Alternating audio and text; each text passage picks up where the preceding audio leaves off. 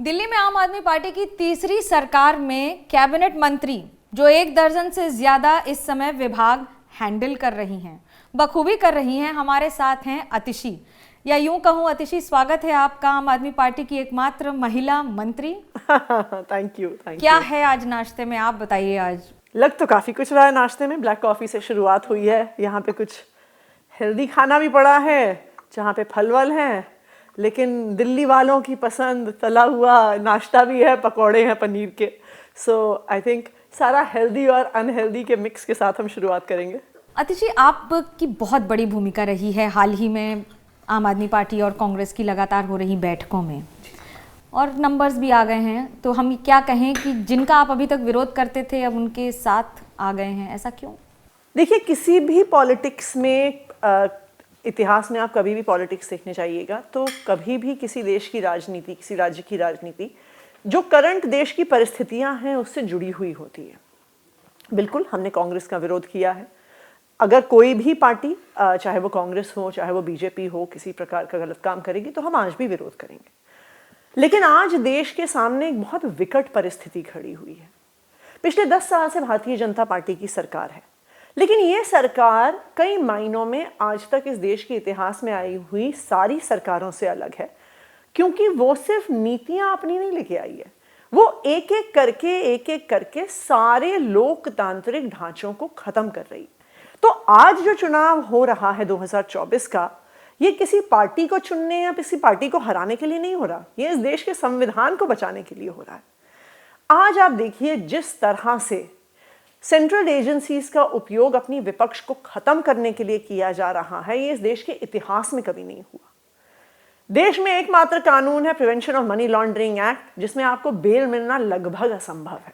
किस लिए बना था? कि नारकोटिक्स ट्रेडिंग ना हो सके, ड्रग ट्रैफिकिंग ना हो सके, टेररिज्म के लिए वेपन्स की आवाजाही आप रोक सके। आजकल टेररिज्म के लिए यूज होता है? नहीं होता। सिर्फ और सिर्फ विपक्ष की पार्टी के नेताओं को जेल में डालने के लिए यूज होता है। तो अगर चुनाव जीतने का यही तरीका है कि आप विपक्ष की पार्टियों के नेताओं को जेल में डाल दीजिए, आप उनके बैंक अकाउंट्स को फ्रीज कर दीजिए, तो एक समय ऐसा आएगा जैसे रशिया में और नॉर्थ कोरिया में होता है कि एक ही पार्टी चुनाव लड़ेगी और वही सारे वोट लेके चली जाएगी। देश तानाशाही की तरफ जा रहा है, 100% जा रहा है।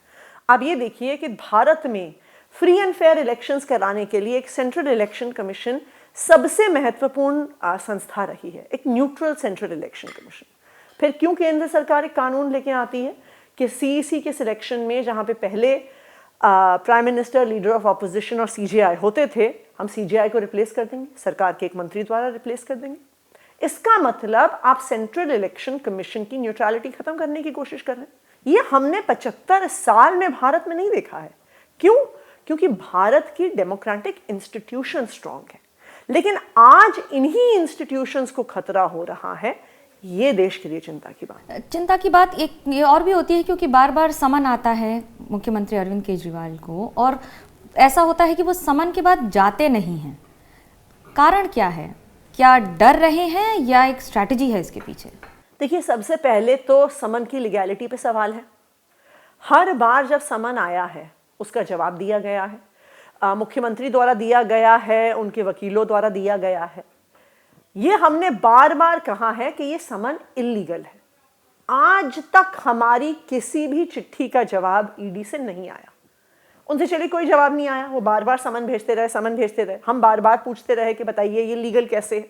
उसके बाद इसी सवाल पे ईडी खुद कोर्ट चली गई। उन्होंने कहा कि कोर्ट तय करेगा कि ये समन लीगल है कि इल्लीगल है, मुख्यमंत्री को आना है कि नहीं आना है। अब कोर्ट मामला सुन रही है। अब जब कोर्ट आप ही का मामला सुन रही है, अब क्यों समन भेज रहे हो? अब कोर्ट की तारीख का इंतजार करिए। कोर्ट इस मैटर को सुनेगी, अपना एक व्यू बनाएगी, एक डिसीजन लेगी। इसी के लिए तो न्यायपालिका है।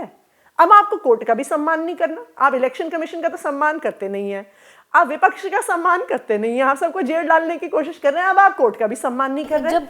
तो अगर जब ईडी खुद ये मामला कोर्ट लेके गई है तो अब समन क्यों भेज रही है? तो ये दिखाता है कि जो समन भेजे जा रहे हैं ना, ये किसी जांच से जुड़े हुए नहीं है। कहां से आते हैं समन? कौन बनाता है समन को? अब ईडी भेज रही है तो ईडी को जवाब आप क्यों नहीं उनकी तरफ से? तो हम जवाब दे रहे हैं।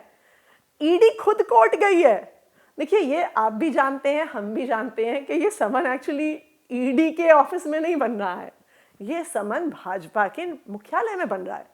तभी तो ऐसा होता है कि पहले भारतीय जनता पार्टी के स्पोक्सपर्सन प्रेस कॉन्फ्रेंस करते हैं कि अरविंद केजरीवाल जेल जाने वाले हैं, अरविंद केजरीवाल को ईडी बुलाएगी और गिरफ्तार कर लेगी।